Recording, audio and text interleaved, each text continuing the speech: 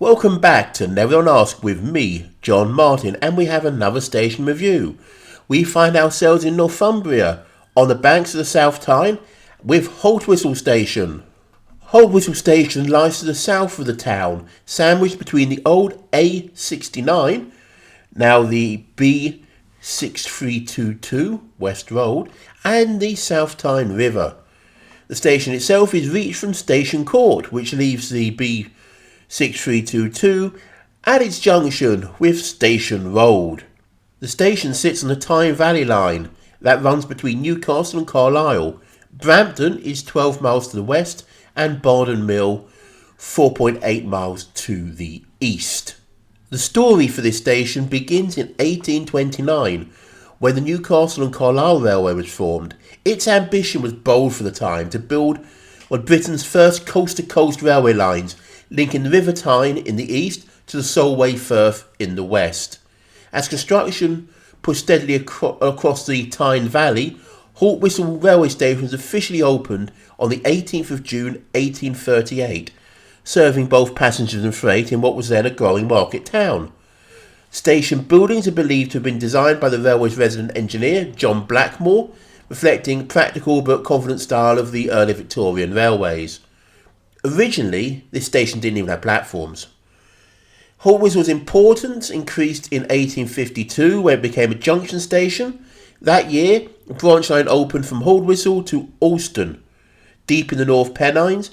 Built primarily to support mining and rural industries, the branch brought additional traffic, workers and significance to the station.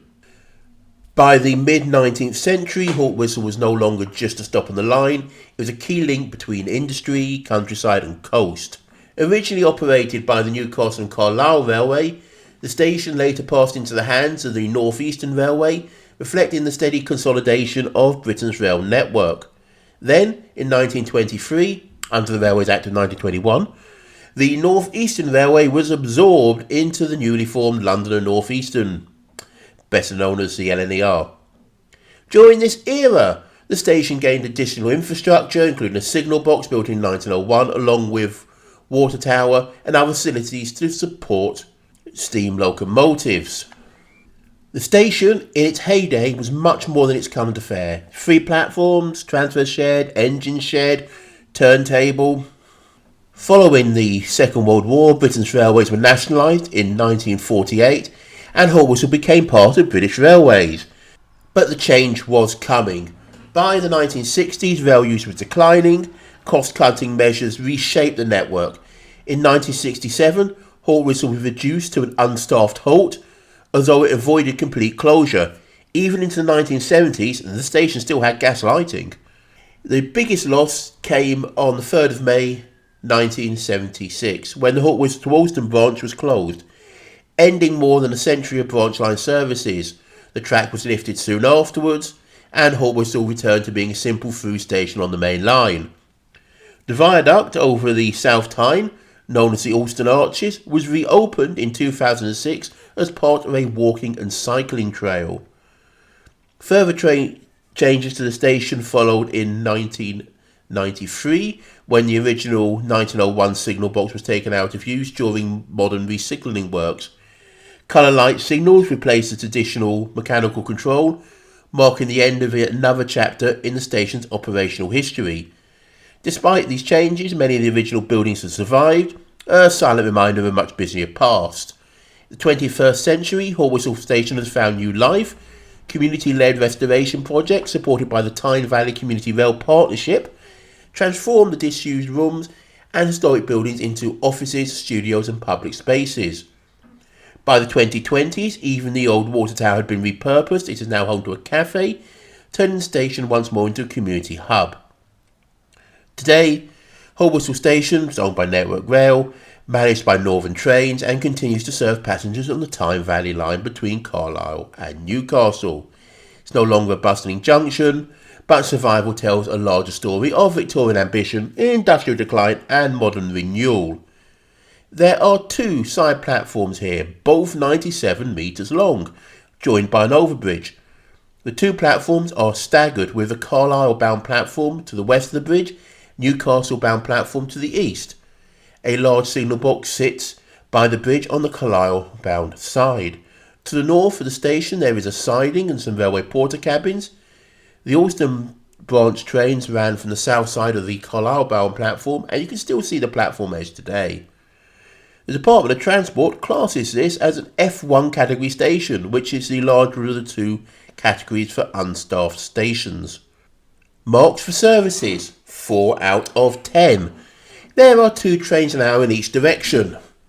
The hourly Carlisle to Newcastle service is limited stop, with trains running fast between here and Carlisle, which is just under half an hour away. Newcastle is just under an hour away. The Carlisle to Middlesbrough service is a stopping service, also hourly, taking an hour 20 to reach Sunderland and 2 hours 10 to reach Middlesbrough. The Sunday service runs only between Carlisle and Hexham and is every hour. The most popular destination is Newcastle, with 17,828 journeys, followed by Hexham, Carlisle, the Metro Centre and Haydon Bridge. From the 24-25 figures, Haltwhistle saw 96,252 entries and exits, which works out at 264 passengers a day. With 4 trains an hour, on average, we get 362 services a week, with about 5.1 passengers a service. The passenger figures show a positive trend. Not only has the station recovered from the COVID slump, but the figures are much higher than it has been any time this century. Marks for onward travel, 2 out of 5. There are 2 buses from the station forecourt. The AD 122 runs between Hexham and Walltown, stopping off at various places along Hadrian's Wall. This runs every hour and a half. The 681 runs 4 times a day, following the route of the old line from Alston. 2 services extend to Burswold, or something like that, Roman Fort. Please tell me how to pronounce that in the comments. The 685 runs roughly twice an hour between Newcastle and Carlisle. It doesn't serve the station itself, but stops on West Road and Station Road. Marks for accessibility, 5 out of 10. The station isn't staffed. There are indicators and announcements. The Newcastle-bound platform is step 3 from the road. To reach the Carlisle-bound platform, step 3, you need to leave the station, take a roll under the tracks, then back up a path to the platform. When I was at the station, one of the slow trains towards Middlesbrough was cancelled, so if you wanted to get to Brampton, you could get the Newcastle fast train here, then change the slow train back towards Carlisle. However, you need to then use the accessible route. Well, this is quite a trek. Also, I'm docking a mark for the Class 156 super sprinters that are in use on this line. While this sort of long to medium distance service is exactly the kind of thing they were designed for, the age of these trains is showing. With the refurbs to add modern facilities such as USBs and especially tables, they have severely curtailed the space inside the cabin. For a fat guy, trying to squeeze in behind the tables was just embarrassing. I haven't actually had any problem with 156 or any other trains with tables on the network. Is this just something for the 156s that are based up here? Let me know in the comments. Marks for station facilities, 5 out of 10. Both platforms have waiting rooms, however these are maintained by volunteers, so aren't always open. When I visited, the Carlisle-bound platform waiting room was shut, but people seem to be using the Newcastle-bound one. At least from the distance, they're quite a way away. Other than that, we have covered waiting shelters and platform seating.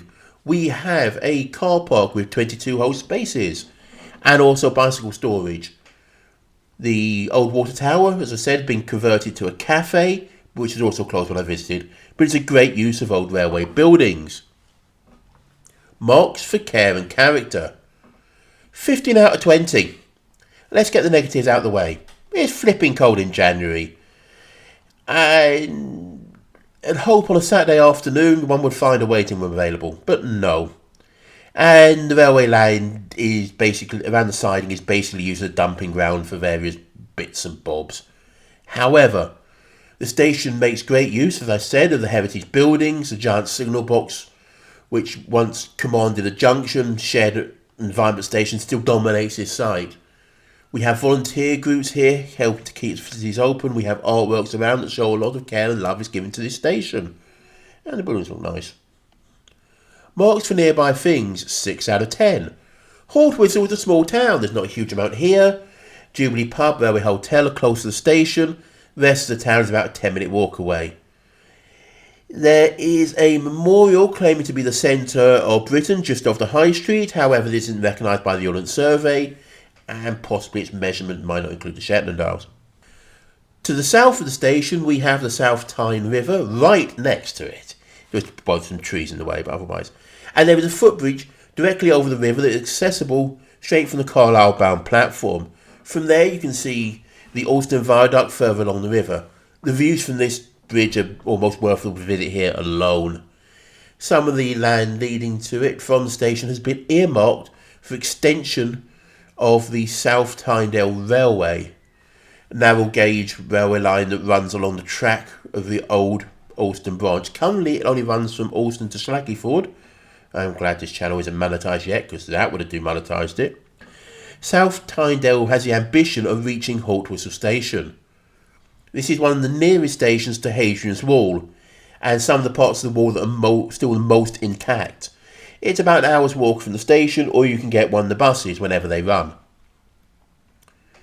Overall, we get 37 out of 65, which comes out at 57%. It's a lovely looking station, well supported by local groups, has great views along the track, and with the river just on its doorstep. It gets a better service than the nearby stations, but the station is held back by infrequent transport links and the long accessible trek to the westbound platform. Thanks once again for watching this as I travel around the country.